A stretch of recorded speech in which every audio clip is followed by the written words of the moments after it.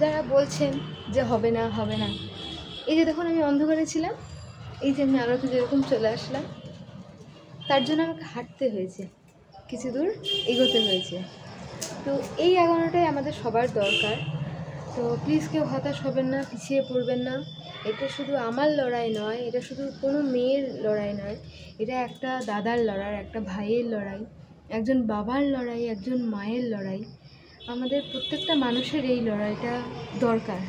তার কারণ একজন বাবা যে পরিমাণ চিন্তিত থাকে তার মেয়ের জন্য, ঠিক সেই পরিমাণেই চিন্তিত থাকে তার মাও। এমনকি সেই বাবাটাই সেই একই পরিমাণ চিন্তিত থাকে তার স্ত্রীর জন্যই। তো এই লড়াইটা আমাদের একার নয়।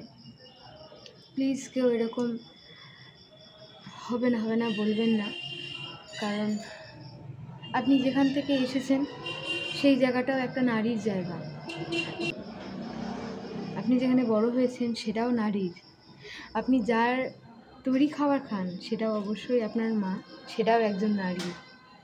যে আপনার ভালো খবরের খোঁজ রাখে আপনার স্ত্রী, সেও একজন নারী।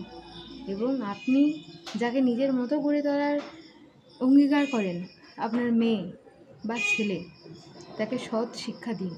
মেয়েকে যেমন নিরাপত্তা দেবেন, ছেলেকে ঠিক সেরকমই শিক্ষা দিন, যাতে তার বোনকে বা ভাইকে বা বন্ধুসমূহ বা যে কোনো মেয়েকে যেন সম্মান করতে পারে। সেরকমই শিক্ষা দিন, যাতে তার জন্য আপনাকে বা কাউকেই কোনো লজ্জিত বোধ করতে না হয়। প্লিজ এরকম হতাশ করবেন না সকলকে। আমরা সবাই একসাথে আছি। আশা করি এই যে ঘটনাটা, যেটা মৌমিতার এত বড় ঘটনাটা হয়েছে, সেটা শুধু মৌমিতার নয়, সেটা যে কোনো মেয়ের,